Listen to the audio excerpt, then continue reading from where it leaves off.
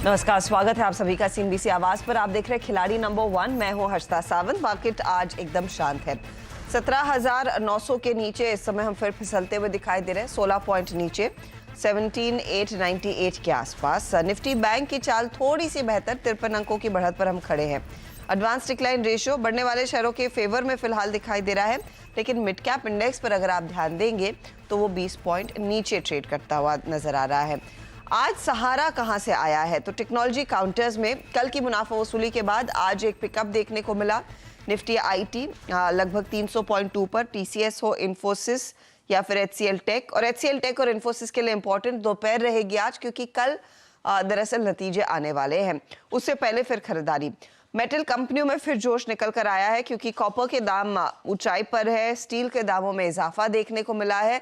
तो metal index में आपका हिंडाल्को, आपका जेएसडब्ल्यू स्टील, ये कुछ स्टॉक्स है जो तेजी में हैं। और बैंकों में एचडीएफसी बैंक, एसबीआई का सहारा आज मिलता हुआ दिखाई दिया है। यह मार्केट की चाल। हमारे जानकारों की रणनीति इस बीच क्या है? तेजी के सौदों पर इनका फोकस रहा कल के सत्र में भी, और जो ट्रेड्स इन्होंने कमाए उसका क्या अंजाम आया है वो आपकी स्क्रीन पर है। रत्नेश गोयल फिर आगे बढ़े हैं, 9.5% के रिटर्न्स, 8% के रिटर्न्स आशीष खयाल के समेत -4.7% के रिटर्न्स पर बैठे हैं। रत्नेश, एक बार फिर इंडेक्स की तरफ से कोई खास इशारा नहीं, बहुत ही फ्लैट ट्रेड। आपकी अप्रोच अभी भी तेजी की तरफ है? गुड मॉर्निंग हर्षिता जी, गुड मॉर्निंग एवरीवन। जैसे कल भी इंडिकेट करा था, बाजार अभी भी टिक नहीं पा रहा ऊपर के लेवल पे, और आज के सत्र में हम देखेंगे तो एक बार इंट्राडे में तो 100 मूविंग एवरेज जो डेली चार्ट पे हम लगा के रख रखे हैं, उसको भी उसने ब्रेक कर दिया था। बट हालांकि वापस से थोड़ी सी रिकवरी आई है, बट फिर से सेलिंग प्रेशर हायर लेवल पे दिख रहा है। तो मुझे ऐसा नहीं लगता है कि हायर लेवल पे थोड़ा सा सस्टेन करने में इसको डिफिकल्टी आएगी। और बैंक निफ्टी की बात करें तो बैंक निफ्टी में भी कल भी मतलब सोमवार से मैं आपको इंडिकेट कर रहा हूँ कि बैंक निफ्टी में थोड़ा सा ज्यादा प्रेशर है कंपेयर टू द निफ्टी के। तो बैंक निफ्टी में ही थोड़ा सा प्रेशर जो आ रहा है वो बैंक निफ्टी की तरफ से आ रहा है, और ऐसा लगता है कि थोड़ा सा कंटिन्यू अभी भी रह सकता है। तो मेरे हिसाब से अभी भी सेल ऑन राइस की ही थोड़ी सी अप्रोच रखना चाहिए बजाय। सेल ऑन राइस की अप्रोच इस समय बनाए रखे, ये फिलहाल आपके लिए सलाह है। आशीष, आपकी अप्रोच क्या होगी? देखिए, जो ओवरऑल बाजार का रुख है फिलहाल बहुत वोलेटिलिटी है, लेकिन रेंज में ही है। नीचे में जो सपोर्ट है बाजार पे 17,790 के आसपास का बहुत इंपॉर्टेंट सपोर्ट है, और ऊपर में जो मेजर हर्डल है क्रॉस करना हुआ है 18,000 का लेवल। तो फिलहाल तो ये रेंज में रह सकता है, लेकिन अगर 17,790 ब्रेक किया तो शायद प्रेशर यहाँ से बन सकता है, दबाव आ सकता है वापस से। देखना होगा सेकंड हाफ में क्या होता है। थोड़ा टाइम सपोर्टिव है सेकंड हाफ में, तो शायद बाइंग इमर्ज हो सकती है। लेकिन अभी अगर जो हाई बना है 17,970 980 का अगर हाई निकालता है तो शायद बाजार थोड़ा स्टेबल हो सकता है, ऊपर जा सकता है। तो फिलहाल रेंज में है, रेंज में फंसा हुआ है। देखना होगा कि ये 18,000 के पार जाता है या नीचे में 17,790 का लेवल ब्रेक करता है। ओके, तो ये फिलहाल रेंज मार्केट की। समित, आपकी अप्रोच क्या है और आप स्पेशली क्या स्ट्रैटेजी अपनाएंगे अपने रिटर्न्स को भी पॉजिटिव में लाने के लिए? Good morning Arshada. देखिए, बायस तो पॉजिटिव रहा है, 1 अप 1 डाउन लास्ट 3 दिनों से ऐसे मार्केट ने चाल देखी है। बट हैविंग सेड दैट, जो हमारा ओवरऑल बायस है वो अभी पॉजिटिव है, क्योंकि एक रेंज है। रेंज के लोअर सिरे पे आपको सब बेरिश लगेगा, हायर साइड पे आपको सब बुलिश लगेगा। तो अभी हम लगभग लोअर एंड पे है, तो इसलिए हम कैरिड अवे नहीं होना चाहेंगे। और 17,800 17,700 का रॉक सॉलिड सपोर्ट है, जब तक ये होल्ड कर रहा है तब तक हम बायस हमारा जो ओवरऑल स्टांस है वो चेंज नहीं करेंगे। और ये मिड कैप स्टॉक्स में जैसे एक्सपेक्ट कर रहे हैं वैसे फॉलो अप मूव्स नहीं आ रहे, भले ब्रेकआउट आ रहे हैं बट फॉलो अप मूव्स नहीं आ रहे। तो इसलिए शायद से थोड़ी स्टॉक स्पेसिफिक सिलेक्शन उतना अच्छा रहा नहीं है। बट हैविंग सेड दैट, अभी भी जो थीमेटिक मूव्स है उस पे ही हम फोकस रखेंगे, और जो बायस है वो पॉजिटिव साइड पे हम मेंटेन रखेंगे। थीमेटिक मूव्स पर फोकस, और ऑफ कोर्स 3 दिन है, आज, कल और परसों, जिसमें आप ऑफ कोर्स एक अच्छा खासा कमबैक भी दिखा सकते हैं। तो चलिए अब पोर्टफोलियो भापना शुरू करते हैं। रत्नेश का पोर्टफोलियो स्क्रीन पर आएगा। 9.5% तक के रिटर्न्स इनके जो बने हैं वो किन स्टॉक्स की बदौलत बने हैं वो अब आपकी स्क्रीन पर आ जाएंगे। बजाज फाइनेंस का शॉर्ट ट्रेड इनके काम आया, प्रॉफिट बुक किया कल इन्होंने। अदानी एंटरप्राइजेस पर शॉर्ट का कॉल था, उसमें पैसे बने। रत्नेश, आज बताइए नया ट्रेड क्या होगा? जैसा मैंने कहा, थोड़ा सेल साइड में रहूंगा मैं। चोला फिन में थोड़ा सेल साइड में रहूंगा। इसको 695 के स्टॉप लॉस से सेल करना चाहूंगा, जिसमें इसका टारगेट बनेगा 610 का। 110, ये चोला फाइनेंस की बात हो रही है, राइट? या चोला फाइनेंस वो स्क्रीन पर लिख रहा है 610 के लिए ये फिलहाल एक शॉर्ट कॉल आता हुआ, और 695 पर आपने लगाना है स्टॉप लॉस। स्टॉक 660 के आसपास ट्रेड करता हुआ, यह है पहला ट्रेड मंदी की तरफ। आशीष का पोर्टफोलियो आप देखेंगे तो क्रिसिल का एक ट्रेड है जो ये कैरी कर रहे हैं, लेकिन दूसरे स्टॉक्स जहां पर इन्होंने प्रॉफिट बुक किया वो भी अब आपकी स्क्रीन पर आ जाएंगे। ये कल वर्धमान टेक्सटाइल का ट्रेड इन्होंने पिक किया था, वहां पर एग्जिट किया। 354 इनका टारगेट था, 319 पर इन्होंने इस समय ट्रेड कर रहा है लेकिन उससे पहले एग्जिट कर लिया, और क्रिसिल के ट्रेड को अभी भी ये कैरी कर रहे हैं। तो दो नए जोड़ सकते हैं आप सौदे। आशीष, पहला क्या होगा?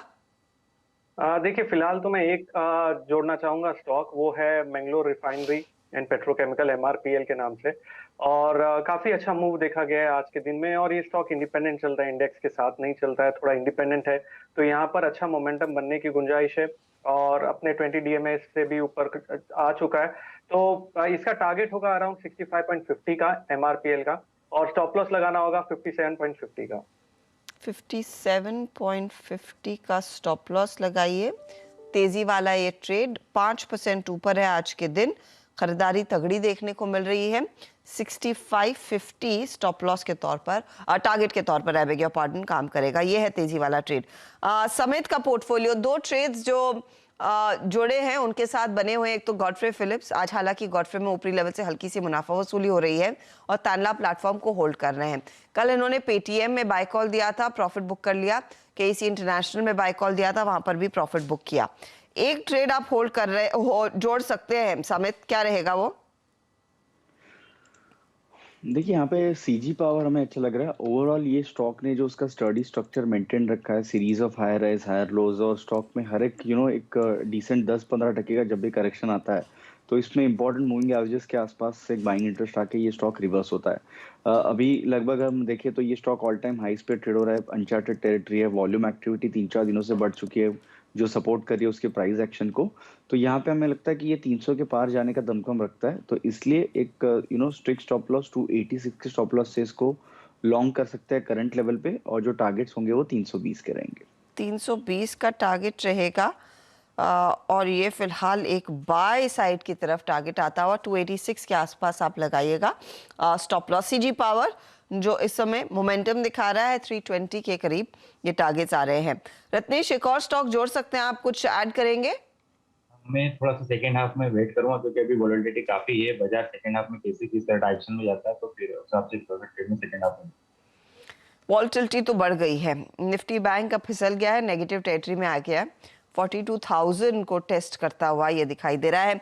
आशीष, आपका क्या इरादा है? कुछ टाइम लेंगे, दोपहर में डालेंगे अगला सौदा?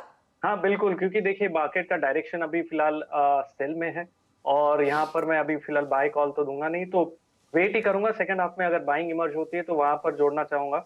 अभी वेट एंड वॉच का scenario. Wait and watch. Ratnesh और आशीष का यही प्लान है, और समित का पोर्टफोलियो पूरा फुल है। लेंगे एक ब्रेक, ब्रेक के बाद ऑफ कोर्स एक रिकैप लेकर आएंगे। लेकिन डे हाई से देखिए करीब 88 पॉइंट की गिरावट आ चुकी है इंडेक्स में, 17,976 ये दिन की ऊंचाई थी। निफ्टी बैंक में ज्यादा कूल ऑफ है क्योंकि 42,272 के लेवल्स हाई में देखने को मिले थे, और अभी आ चुका है 42,046 के करीब। तो क्लियरली वहां पर हम देख रहे हैं अच्छा खासा करेक्शन ऊपरी लेवल से नजर आ रहा है। कूल ऑफ तो है मार्केट में। लेंगे एक ब्रेक, कारों के ट्रेड्स का कितना फायदा इनको मिल रहा है आज, और आज से जो ऑटो एक्सपो किक ऑफ हो रहा है, कौन कौन सी गाड़ियां वहां पर अनवेल हुई हैं, क्या है आज का एजेंडा, उसका भी अपडेट आगे।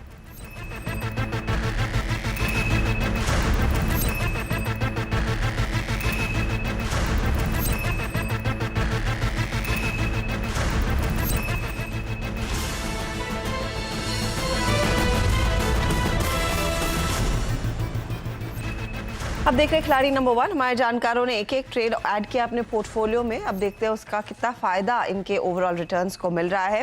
रत्नेश गोयल चोला इन्वेस्टमेंट पर एक सेल कॉल लेकर चल रहे हैं। 610 टारगेट है, 695 स्टॉप लॉस, एक आगे ट्रेड जोड़ेंगे। ये स्टॉक इनके लिए ज्यादा कुछ ऐड नहीं कर रहा है, 0.17% तक का हल्का सा दबाव बनता हुआ। आशीष ने क्रिसिल को कैरी किया, बाय साइड का ट्रेड 3,320 के टारगेट के लिए। MRPL नया जुड़ा, 6550 टारगेट है, 5750 का स्टॉप लॉस इन्होंने लगाया है। क्रिसिल 0.27% जोड़कर दे रहा है, और 0.42% के रिटर्न्स अब MRPL कमा कर दे रहा है, तो वहां पर कमाई हो रही है। गॉडफ्रे फिलिप्स और तानला प्लेटफॉर्म को कैरी किया समित ने। गॉडफ्रे में 2330 के टारगेट को मेंटेन किया है, तानला में 830 के टारगेट को मेंटेन किया है। सीजी पावर नया जोड़ा, 320 है टारगेट। यहाँ पर रिटर्न्स अब आपकी स्क्रीन पर आ जाएंगे और ये देखिए स्थिति, सीजी पावर इनको 1% जोड़कर दे रहा है, लेकिन तानला और गॉडफ्रे फिलिप्स आज थोड़ा सा ड्रैग कर रहे हैं, तो ये दबाव वाला मामला बन गया। अब ओवरऑल रिटर्न्स की स्थिति अब आपकी स्क्रीन पर आ रही है। यहाँ पर देखिएगा 9.4% के रिटर्न्स पर रत्नेश गोयल, 8.65% के रिटर्न्स अब आशीष कयाल के, वहाँ पर एक पिकअप देखने को मिला है। एंड समित ने अपने रिटर्न को 1% से सुधारा है, 3.77% तक के रिटर्न्स इस समय बनते हुए। ये आपके लिए ताज़ा हाल। आगे दोपहर में कुछ और ट्रेड्स भी आएंगे हमारे जानकारों की तरफ से। चलिए अब बात करते हैं आज के बड़े इवेंट की, और आज से दरअसल ग्रेटर नोएडा में ऑटो एक्सपो का आगाज हो गया है। अब तक मारुति की मोस्ट अवेटेड इलेक्ट्रिक व्हीकल जिसका नाम EVX है, इसे शोकेस किया गया। MG ने दरअसल 2 गाड़ियां हेक्टर और MG सिटी को शोकेस किया है, और अशोक लेलैंड ने 5 नए कमर्शियल व्हीकल से पर्दा उठाया है। कौन कौन से नए मॉडल्स आगे अनवेल होंगे, आज का पूरा एजेंडा क्या है, दीपाली राणा हमारे साथ है। Deepali, over to you.